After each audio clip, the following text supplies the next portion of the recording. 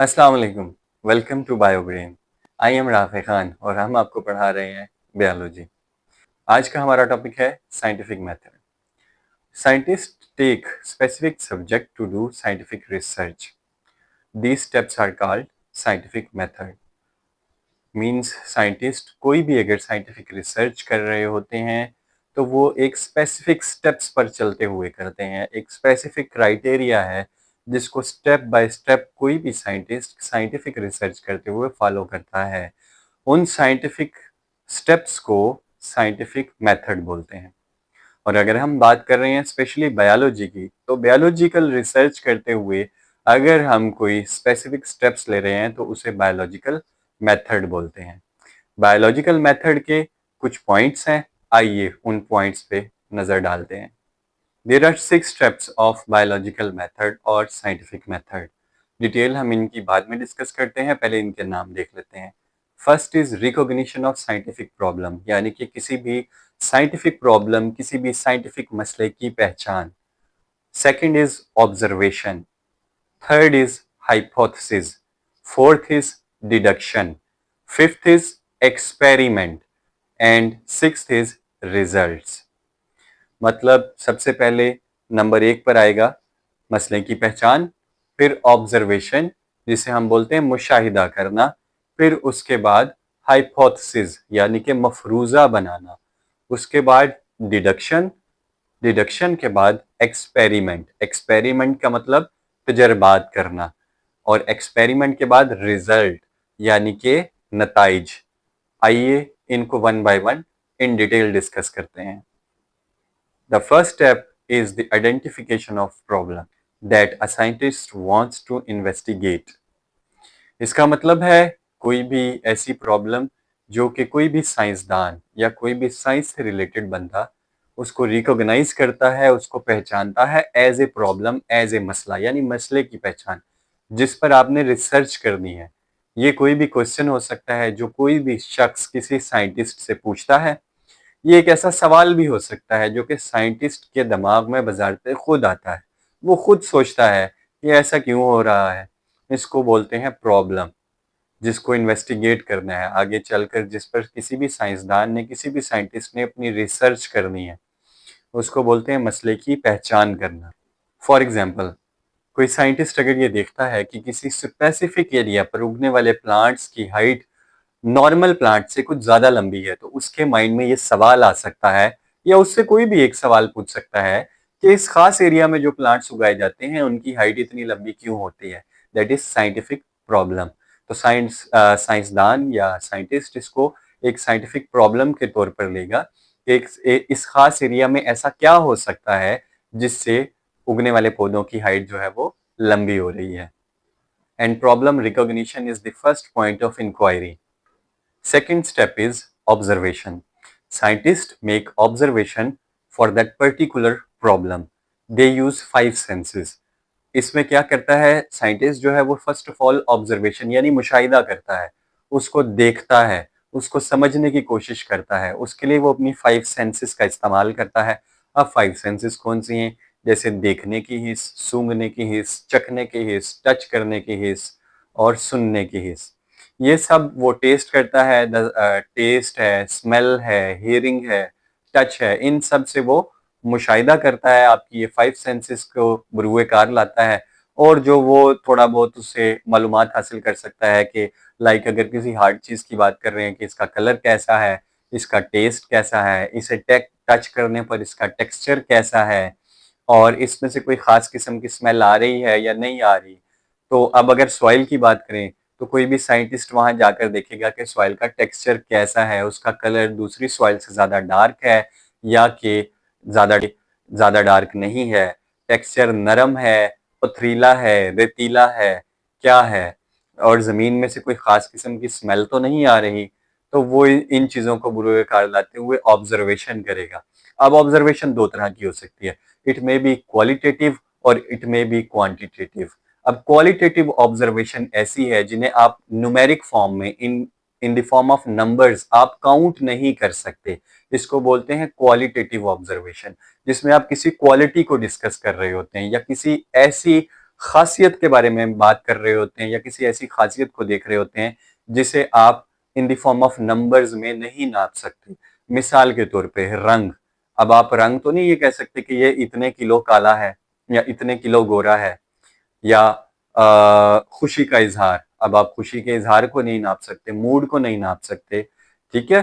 तो इसी तरह इसे बोलते हैं qualitative observation. Other is quantitative observation. Quantitative observation ऐसी ऑब्जर्वेशन है जिसको आप न्यूमेरिक फॉर्म में, इन द फॉर्म ऑफ नंबर्स आप काउंट कर सकते हैं। मिसाल के तौर पर अगर आप किसी बड़े से शॉपर में चीनी है तो आप उसका वेट काउंट कर सकते हैं कि ये 2 किलो है, 1.5 किलो है, आधा किलो है, ठीक है। अगर पानी है तो आप उसको ये फाइंड आउट कर सकते हैं कि ये 1 लीटर है या हाफ लीटर है। Quantitative observation is better than qualitative observation because qualitative observation is variable, जो चेंज हो सकती है, और क्वांटिटेटिव ऑब्जर्वेशन इनवेरिएबल, मतलब कि वो चेंज नहीं हो सकती। और दूसरा फायदा उसका ये है कि आप उसे न्यूमेरिक फॉर्म में, इन द फॉर्म ऑफ नंबर्स, उस डाटा को नोट कर सकते हैं, रिकॉर्ड कर सकते हैं, नोट्स बना सकते हैं अपने पास, और वो ज़ाया नहीं होती। Next step is hypothesis. On the basis of observation scientist make a statement that may prove the answer of the problem which is under study। Means जो प्रॉब्लम जिसके बारे में आप स्टडी कर रहे थे, साइंसदान जो भी कोई होता है, जो भी साइंटिस्ट उसके बारे में डिस्कस कर रहा था या जो रिसर्च कर रहा था, उसने अब जब वो अपनी ऑब्जर्वेशन की है, उस ऑब्जर्वेशन पे चलते हुए, उस ऑब्जर्वेशन से उसे जो मालूमात हासिल हुई है, वो उसकी बिना पे एक हाइपोथेसिस क्रिएट करेगा, एक स्टेटमेंट देगा जो उस प्रॉब्लम का सोल्यूशन हो सकती है। मैं ये नहीं कह रहा कि 100% उसका सोल्यूशन है। हाइपोथेसिस को मफरूजा बोलते हैं, एक फर्जी बयान आप कह सकते हैं। एक फर्जी बयान क्रिएट करेगा, लेकिन ये फर्जी बयान कोई थोड़ा बहुत साइंटिफिक ऑब्जर्वेशन से रिलेट करता होगा जो आपने ऑब्जर्वेशन की थी। मिसाल के तौर पे अगर हम बात कर रहे थे उन दरख्तों की कि उन दरख्तों की उस एरिया में हाइट क्यों ज्यादा है, और अगर मैं वहां पर साइंटिस्ट हूँ तो मैं जाऊंगा, उस एरिया का विजिट करूंगा। पहले मैं विजन से देखूंगा कि वहां एरिया में क्या, अब मुझे नजर आता है उस एरिया में लाइट बहुत अच्छी पड़ रही है, उधर की जमीन जो है वो दूसरी जमीन से ज्यादा नरम है, ठीक है, और मुझे ये नजर आता है कि उधर की जमीन ज्यादा डार्क है। तो अब मैं एक हाइपोथेसिस क्रिएट कर सकता हूँ कि इस पर्टिकुलर सॉइल पर उगने वाले ट्रीज की हाइट इसलिए लंबी है दूसरे ट्रीज से कि यहाँ पर सनलाइट डायरेक्ट आती है और बहुत अच्छी आती है। हाँ, इसमें एक और बात आपको एक्सप्लेन करना चाहूंगा। किसी एक प्रॉब्लम के लिए साइंटिस्ट जो है एक से ज्यादा मफरूजे बना सकता है, मतलब एक से ज्यादा हाइपोथेसिस बना सकता है। अब इन केस ऑफ ट्रीज मैं ये भी कह सकता हूँ कि यहाँ पर लाइट बहुत अच्छी आ रही है, सनलाइट बहुत अच्छी है, जिससे फोटोसेंसिस अच्छी होती है, इसलिए पौधों की हाइट जो है वो ज्यादा है। मैं ये भी कह सकता हूँ जमीन के नरम होने की वजह से बाकी जगहों पर जमीन पथरीली है, यहाँ पर जमीन नरम है जिससे उसे न्यूट्रिएंट्स बहुत ज्यादा मिल रहे हैं, या जमीन में आयरन अच्छा है जिसकी वजह से उसकी हाइट ज्यादा है। मैं ये भी कह सकता हूँ कि ये जगह नहर के करीब है इसलिए पौधों को पानी अच्छा मिल रहा है जिसकी वजह से उनकी हाइट इंक्रीज हो रही है।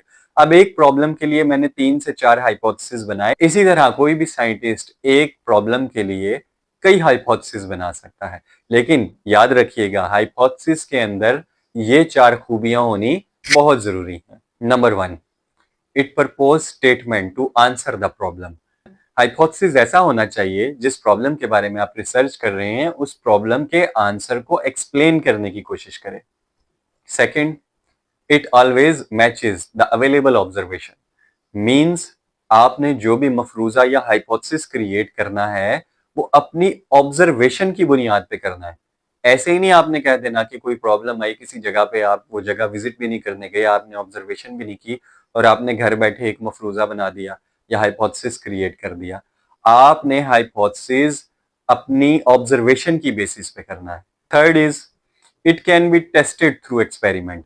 मींस इसको टेस्टेबल होना चाहिए, इसको ऐसी स्टेटमेंट हो जिसको आप एक्सपेरिमेंट के थ्रू टेस्ट भी कर सकें। Fourth is there is always a way to disapprove the hypothesis. Means इसको ऐसा होना चाहिए जो एक्सेप्ट भी हो सके और रिजेक्ट भी हो सके, मतलब इसमें दोनों चांसेस होने चाहिए 50-50, तभी आप इसको टेस्ट कर सकते हैं। ऐसा हाइपोथेसिस अगर आपने बनाया जिसमें ऊपर बयान की गई चारों पॉइंट्स मौजूद हैं तो एक बहुत अच्छा हाइपोथेसिस क्रिएट होगा। अच्छा, यहाँ पर एक और बात भी माइंड में रखिएगा, हाइपोथेसिस क्रिएट करने के लिए जरूरी नहीं कि सिर्फ ऑब्जर्वेशन से काम लिया जाए।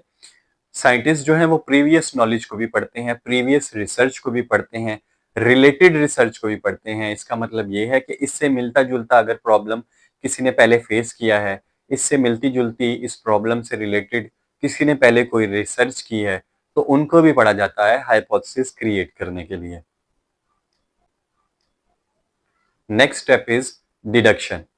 Scientists develop logical results for their hypothesis. Such logical results are called deductions. अब साइंटिस्ट अपने हाइपोथेसिस के लिए लॉजिक्स पेश करते हैं और इन लॉजिक्स को डिडक्शन बोलते हैं। अब इस डिडक्शन में इफ और देन का इस्तेमाल होता है, अगर और तब। मिसाल के तौर पर आपने जो पहले स्टेटमेंट बनाई थी हाइपोथेसिस की कि दरख्तों की लंबाई इसलिए ज्यादा है कि वहां पर सनलाइट बहुत अच्छी आ रही है। अगर अब मैं इससे डिडक्शन यानी कि लॉजिकल रीजनिंग करूंगा तो मैं इसे इस तरह से डिडक्शन में बदलूंगा, अगर दरख्तों की लंबाई सूरज की रोशनी की वजह से लंबी है तब बाकी पौधों को भी सूरज की रोशनी मिलने से उनकी लेंथ में इजाफा होना चाहिए। अगर जमीन में आयरन होने की वजह से दरख्तों की लंबाई लंबी है तब दूसरे पौधों के अंदर भी आयरन डेफिशिएंसी पूरी करने से उनकी लंबाई में इजाफा होना चाहिए।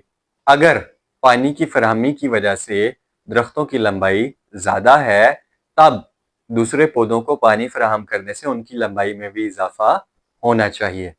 That is called deduction. Fifth step is experiment.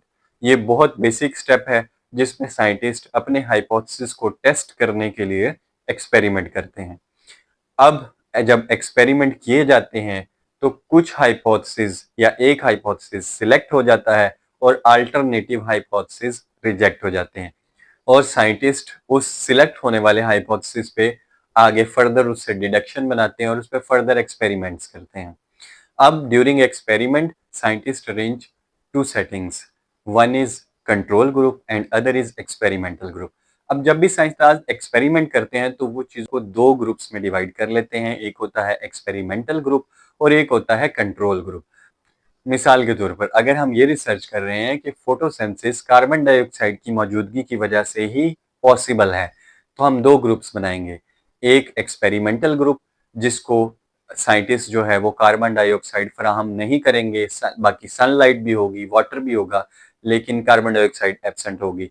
और दूसरा होगा कंट्रोल ग्रुप जिसके अंदर वाटर भी होगा और बाकी कंडीशन सब सेम होंगी सिवाय कार्बन डाइऑक्साइड के। पानी भी होगा, सूरज की रोशनी भी होगी और इधर कार्बन डाइऑक्साइड भी होगी। फिर फोटोसिंथेसिस को चेक किया जाएगा।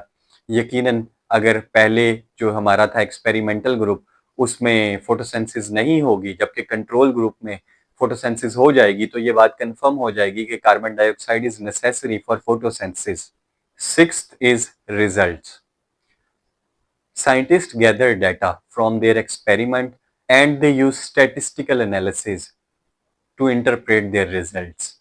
अब साइंसदान क्या करते हैं, एक एक्सपेरिमेंट तो नहीं करते ऑब्वियसली, वो एक हाइपोथेसिस पे कई एक्सपेरिमेंट करते हैं, फिर उस एक्सपेरिमेंट्स का डाटा जो है वो नोट्स बनाते हैं, इकट्ठा करते हैं, फिर उस डाटे को स्टैटिस्टिकल एनालिसिस में से गुजारते हैं, फिर स्टैटिस्टिकल एनालिसिस में से गुजारने के बाद वो रिजल्ट्स का एनालिसिस करते हैं, रिजल्ट्स देखते हैं और रिजल्ट इंटरप्रेट करते हैं।